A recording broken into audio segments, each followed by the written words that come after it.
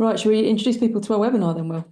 Yeah, let's get going. Hi, everyone. Thank you very much for joining us for today's Design Tip Tuesday webinar. As you can see from the cover slide on screen, today is all about compliance. And as promised in our LinkedIn posts about the webinar, hopefully going to give you a slightly different angle and make it more exciting than the word compliance usually conjures up. So we're going to be talking about kind of designing for ethics and values and how you can kind of get into some of those grey areas and really make sure that your compliance content is connecting with your audience. So my name is Will Brown. Hi to those of you who I haven't met before. I am head of learning consultancy here at Elucidat. And my role here is really all about creating and maintaining a services offering that enables us to support our customers with their goals and objectives. And compliance is a really big part of this. As a team, we're very well versed in the world of compliance. And I was thinking earlier, perhaps slightly depressingly, I think I've probably worked on between 1 and 200 compliance courses in my career. So that ranges from things like oil rig safety to nuclear power plant inspections, right through to some of the more kind of run-of-the-mill stuff about kind of prevention of white-collar crime. So yeah, I might not have seen it all, but I think I've seen quite a lot in that world, and I know you have too, Kirsty. Yeah, I'd love to say that all of it has been as engaging as we hopefully with the examples we'll share with you today. But sometimes, as we know, it's challenging. You come against blockers with SMEs and so forth, so we can explore some of those later. Yeah, so I'm Kirstie Greany. I'm head of learning strategy at Elucidat. So like Will, I've worked in this area for a long time, over just over 20 years in L&D design. At Elucidat, I'm lucky enough to be able to run our podcast, Learning at Large. I also run the Learning at Large meetups, which are roundtables for learning managers, where we try to look at more strategic topics and ways forward together collectively, and then sharing insights from those back out to our lovely customer community and beyond. And I also join Will for the design tip sessions and use our experience together to hopefully try and give some ideas and inspirations, but also to have conversations with you today via the chat and get your ideas on the table as well.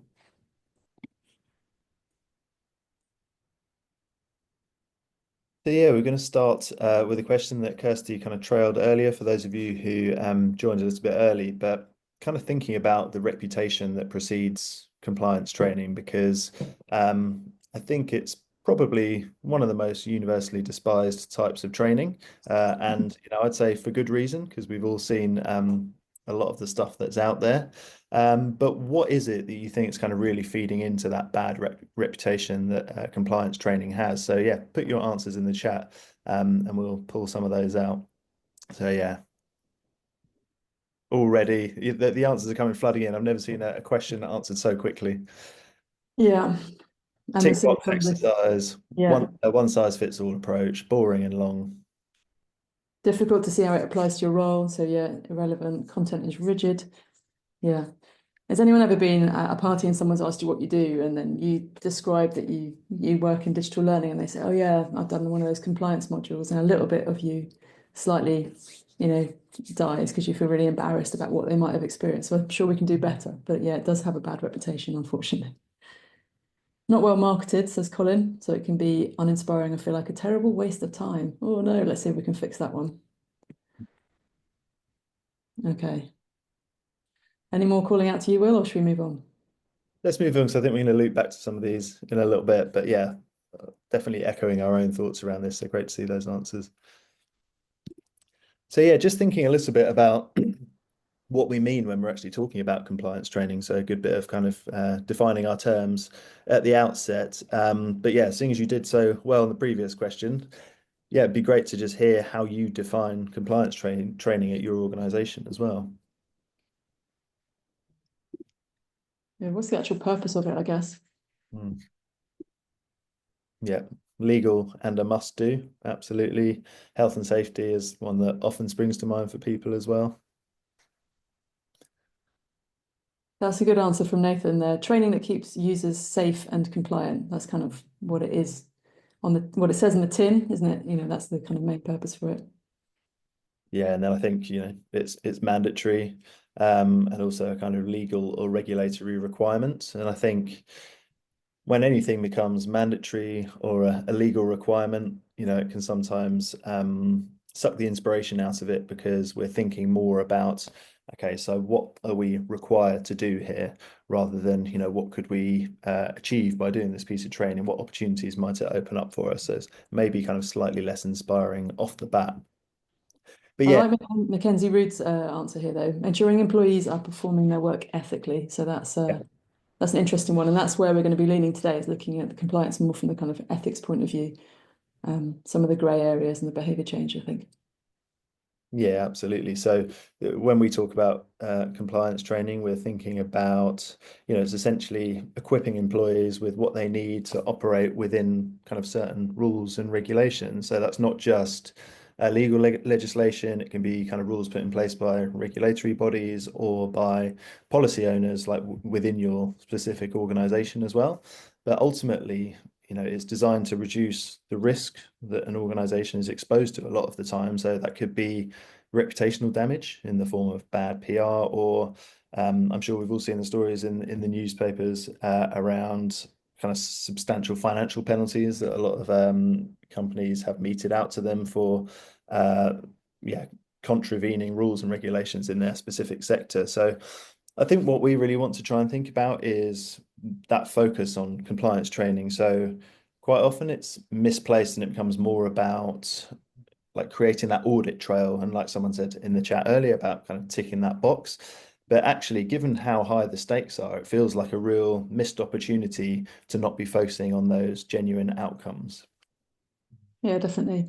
So just because it is about, managing risk and preventing people from going outside of the law, should that dictate then what kind of compliance training people get? What really should be happening when we talk about compliance training? So mostly, I mean, from my point of view, I would say that it should be about helping learners or people, employees, think about the right behaviours to apply or the appropriate behaviours to apply in the moment. So that behaviour doesn't necessarily mean that they necessarily have to know all the rules and regulations from A to Z. It could mean that they just need to know enough to be able to stop and go and get help, or go and ask someone, or go and have a look at what the rules say. Sometimes, of course, you have to go further and actually take an action. So it's, is the purpose of compliance training actually to bring to life how you might apply the values or the ethics, the kind of cultural practices you've been advised around through examples. So should you be able to have a kind of, if you like, a library in your head of where you've seen lots and lots of different case studies of where these things have been applied, so that in a different moment, in a context that you then arrive at, where you're feeling like things aren't quite right, that you feel confident enough you can take the right kind of action. So I think from our point of view, from Will's and I's point of view, and especially with compliance, which might be, for example, code of conduct, where there's ethics and behaviour very much the kind of focus for it, is that understanding the principles or the rules is never enough. It's not enough to kind of show how to apply those in a very nuanced situation. So most compliance situations are different from the last. That's the point of it, is being able to understand how to take the right behaviour in a given moment. So if we're really thinking about helping people understand what sort of behaviours or actions to take in a moment that perhaps has not yet ever been presented to them before, then no e-learning is going to tell them what the exact answer is, but it needs to equip them with the confidence and the examples in which to be able to think and do as best they can in that situation. So we talked at the beginning, I think, about what gave compliance training a bad reputation. I'm sure some of these came up, Will, but do you want to go through this one for us? Yeah, definitely. So, yeah, a few of these examples were called out in the chat. I didn't see anyone talking about the kind of technical language that you often see in compliance training. So we've called it legalese here. But this has connotations for engagement, obviously, but also for accessibility too. So I think it's really important to think about how can we be presenting these ideas and these concepts in plain language that is accessible to everyone, and is more focused on, like Kirstie was just saying, that awareness and application of the right behaviors. So what should I be doing? What should I not be doing? And how can I kind of rehearse and practice some of those thoughts that I have around specific moments to do with my job? If the trainer doesn't connect with people, they're going to obviously disengage before it even has a chance to get going. Another great opportunity to introduce personalization, so ensuring that relevance to different segments of your audience. We spoke about personalization in a previous session, so you go back and take a look at that if you want a more in-depth view. But I think, thinking about people's roles, the regions they operate within, the level of experience that they're bringing to their role as well, and then personalizing, providing tailored content that takes all of that into account. I think impact is another really important thing. So we've all spoken about some of the things that make compliance training a real drag, and some of those the reputation it has. But how can we ensure that it's kind of actually going to make a mark? Because so much of it fails to leave any sort of a mark, because it's not motivational and it's not at all memorable either. So someone said, like, it's kind of one and done thing, once a year you get given your compliance training, you do that, there's a box ticked in the back end somewhere to say you've done it, you've ticked a box to say to your manager that you've done it, and then everyone forgets about it. And that's really not the way to approach training if we want to actually see kind of tangible business outcomes. And then I think one of the key ways that people get compliance training wrong is taking a policy document and then putting it in a SCORM wrapper and thinking that that will do the job. I'd be reluctant to even call that training, to be honest. And I think rather we want to be thinking about how this information can be brought to life. So that document will be there and available for reference, and it's a really important document, and it's really important that people have easy access to it. But while putting it in a SCORM package is going to enable you to track it, it's not actually going to do anything to change behavior. So that's all the ways that we think it can go wrong. I'm sure there are plenty more, but that's just a summary of some of the most common ways that it can go wrong. But what can we do to actually kind of change that and change the way compliance training is perceived? So one of the first techniques we wanted to look at was thinking about episodic storytelling. So we've all spent probably more time than we care to admit on Netflix or Amazon or whatever it might be, binging our favorite TV shows. But there's a reason that we enjoy doing that.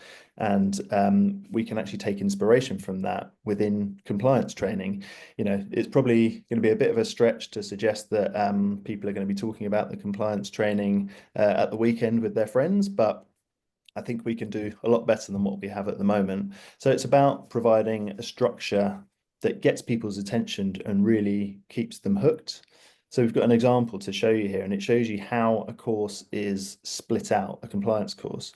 And it's not split out by, different rules or different parts of the policy, or even specific competencies that support those different parts of the policy, but it's split out into dramatic episodes that each provide a different perspective or a different lens on part of that policy. So there are loads of different ways to approach this, but here we've just presented a nice simple example where we have an episode of a story presented in a video, and then we have a scale underneath for people to essentially input their evaluation of what they saw in that video. And there's a really powerful shift here where the learner moves from being the evaluated party to becoming the evaluator. So it's actually saying, you've got this reference tool that you can take a look at as and when you need to, but we also trust that you are kind of good at making decisions, and this is a safe space in which you can do that. So we're asking them to evaluate people, and then we can give feedback based on that.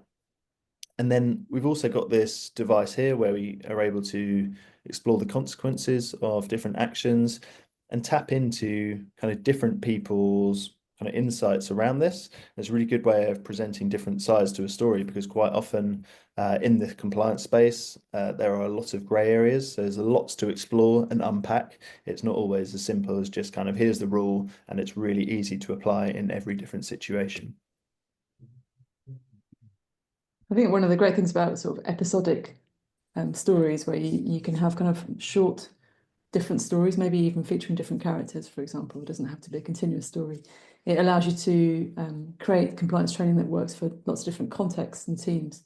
And so, you're kind of, you can create an example that might be based in a marketing team, or one that might be based on the shop floor, for example, and kind of create a range of situations. But another approach was taking a leaf out of the storytelling book, which we know is a great way to bring learning to life, but also to build in reflectiveness and decision points, is to create a kind of immersive story where your learners can work through it in a more in-depth way and put themselves in the shoes of some of those characters and create and also answer some questions about it too. So here's a quick example where the learner's told that something has happened in a workplace, for example, and then they have to kind of, if you like, interview different characters within that story and find out from their perspectives what happened. So they can try and unpick kind of a fishbone diagramming what might have led to the mistake happening. So it's kind of taking the story from the end backwards to find out where it started. And like with most of kind of ethical compliance issues, it's often multifaceted and involves more than one person. So there's lots of different places where an event could have been stopped in its tracks rather than continuing to kind of breach laws or kind of go wrong. So this example is a kind of scenario dilemma where the learner kind of hears from different characters and answers questions about what they think. But of course, I'm sure a lot of you know also about creating kind of branching stories. So where depending on how the learner answers a question or makes a decision in that given point, then they see a different outcome. So this is a great way of using stories. So depending on what you choose, you might see a different part of the story then reveal itself to you. So this one uses visuals rather than video, but it'd be very easy to use video too. And of course, you could even use like AI generated video and drop that in too, if that's the way you wanted to go. So there's loads of different ways to kind of change the media.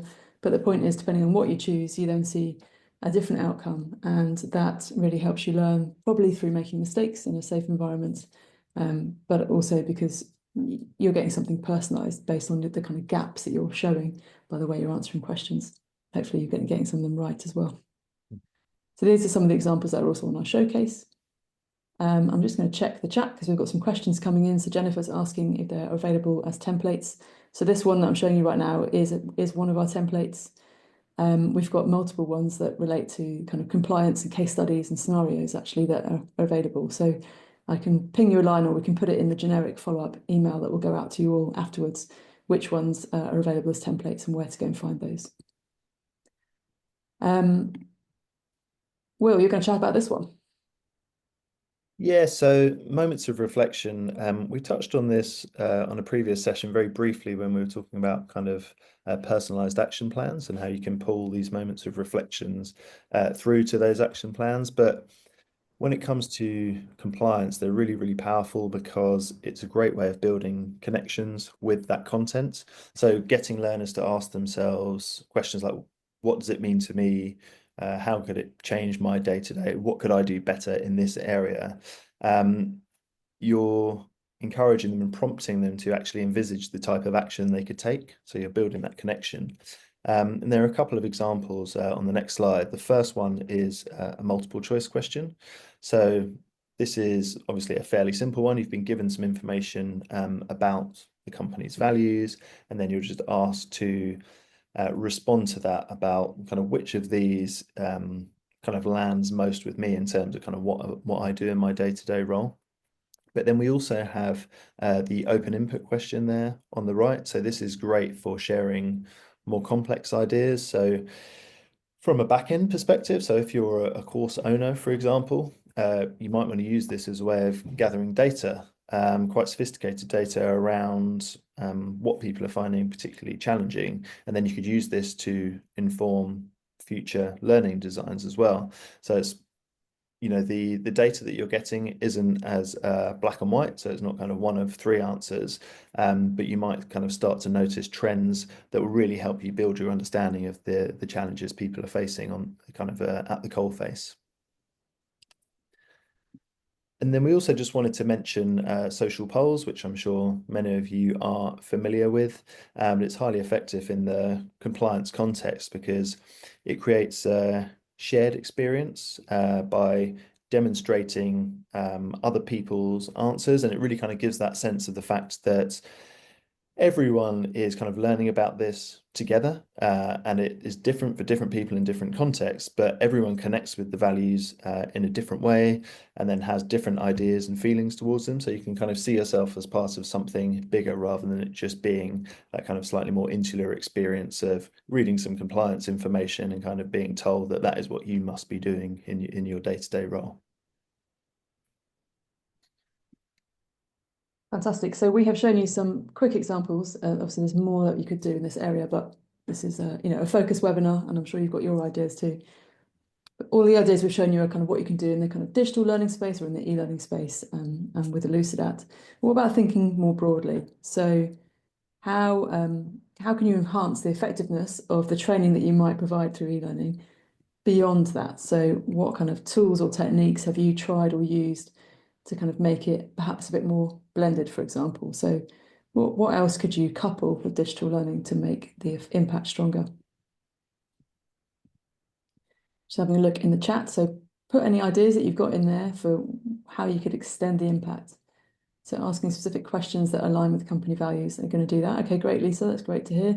And Colin's excited about the idea of reflection, which we just showed.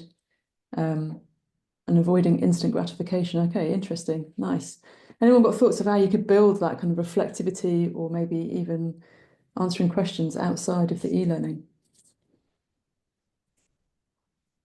If not, we have got some answers prepared in a very, well, if you're British, you'll understand Blue Peter, but that is my reference point for that. Lisa, we'll get back to you about polls. There is a separate design tip webinar that we have already recorded that's available on the site that's all about social polling. So if you can't find it on the page, let me know and I'll ping you a link, but it is on the Design Tip Tuesday page. And our support team's also available to help you. So what can you do around e-learning to make compliance more impactful and help change those behaviours or change those actions out there that we've been talking about? Well, it could be that you try and do something really simple. So, for example, after the e-learning, you could bolt on a short group or team discussion that a manager or peer could lead using a crib sheet. So you can even give them a ready-made crib sheet and it has 5 questions, for example, or maybe just 3 questions that a team could talk through in an hour in a meeting, or maybe even just 20 minutes. It doesn't have to be super long. But just doing one thing that's extra helps embed that learning. It helps bring it to life, but also it helps build in some accountability because suddenly you're talking to your peers and perhaps your manager. And so it helps elevate that learning within you. Nobody wants to look like they don't know what they're doing. So it builds in a bit of accountability. You could create a more complex blend if the learning curve and the change in the behaviour that you require demands it. So, for example, you could put virtual classroom group sessions in that help people work through scenarios together. So sometimes for health and safety, depending on the context, that could be important. So at the beginning, I think Will referenced doing health and safety in kind of power plants. That's not going to be as simple as making sure you put the mop bucket away. That's going to be quite complex. So doing some group work there could be really helpful. So I think thinking beyond the e-learning, thinking about a blend is really important. And if anyone wants to go into that topic, then we'd be really up for doing a design tip session on blended learning. And actually, we've just put a fresh blog out on that topic today. You could also think about your learning as a campaign. So I've seen really great effects with this where it's been done, particularly where perhaps there's a lack of awareness of the compliance rules or a lack of engagement that it actually matters. So where you're really trying to engage people kind of across the board and make it part of the culture of the organisation to follow certain rules without them necessarily thinking about it, that becomes part of their behaviour, then running a campaign is really a great way to do this. So at the beginning of the examples, we showed you episodic storytelling. If you took those stories and you can push them out, for example, into Slack, or maybe your team is using Microsoft Teams to give little snippets of the video to lure people in and encourage discussion between episodes, that could be a really great effect that's kind of campaigning it. It could be that they have cliffhanger endings and people having to guess what happens next. But it could also be that you campaign your learning through creating recognisable slogans, with some visual features. Some people use posters, or there's, again, kind of digital assets put up in the spaces that people work in. So I think that campaigns can embrace the idea of spaced practice, improving or retaining the learning over time and kind of building it up incrementally. But it also creates that kind of group think, which can be healthy if it's pointed in the right direction and people working together. You can also use Elucidat analytics to gather data, such as what areas are of most interest to learners or where learners are struggling to answer certain questions. But depending on where you're set up with things like AI data tools, you could also be tracking and reinforcing on the job, or could be very soon doing that in your organization. So using data insights where they're needed to send nudges in key moments. So for example, reminding people before they go on a call about data protection if they're about to speak to customers and collect some data. So what's one thing that you could do differently when designing your next compliance course? Is there anything you've seen today that's given you some inspiration? Or perhaps from the chats as you've been chatting to each other, what stands out to you? So we'd love to hear your thoughts. So do use the chat, and we'll carry on in the meantime as you kind of share that with us, and we can come back to it in a moment. But yeah, do let us know if there's anything that you would like to do differently. Will, do you want to talk through this one? Yeah, sure. So at the outset, I mentioned that the learning consultancy team here at Elucidat is responsible for providing services into our customers that support their priorities, and the fact that quite often those are related to compliance. So if you have a flagship compliance project on your content calendar for this year and want to discuss how we could support you with that, then please don't hesitate to reach out. We have a number of different services to support L&D teams with all sorts of content. But as I say, we've got a great basis and experience in compliance. So I'd be really delighted to talk to you about any projects you've got coming up. Brilliant, thanks. And there's been some inspiration today, which is great to see. So Jennifer loving the idea of encouraging rating a video and providing opportunities for self-reflection. And that is mirrored by Rachel, who says that she loves the idea of flipping so that the learner evaluates the application of the content rather than being evaluated themselves. Of course, they still are being evaluated, but it feels different, doesn't it?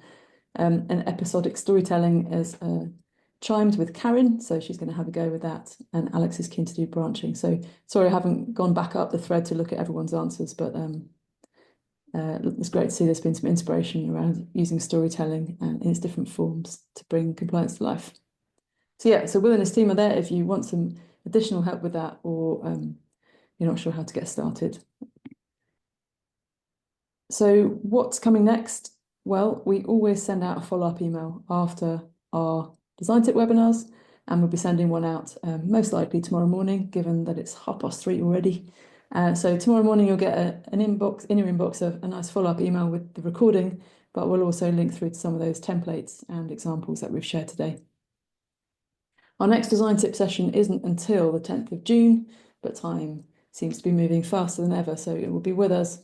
I'm sure it'll feel like minutes, but we're going to be focusing on how to design e-learning with less stress. So the focus for that one is that it can feel like demand is increasing, the need for speed is always rising, who doesn't want things faster? And it can sometimes be really difficult to work out where you could be saving time and doing things in an easier way for yourselves to help yourselves work still effectively and efficiently, but with just less stress. So luckily we get to work with lots and lots of customers and look across different ways of working.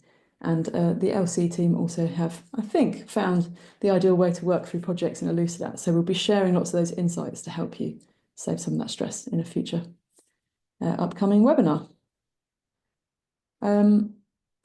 If you've got more questions for us, then feel free to bring them in. Otherwise, we want to say a massive thanks for joining us today. And if this was in your calendar for 1 hour, then apologies, it should have been just half an hour. So that means that you've got half an hour now to grab tea, coffee, think about everything you just learned and do some reflections. Nicely done. Thank you very much, everyone. Thanks for joining us.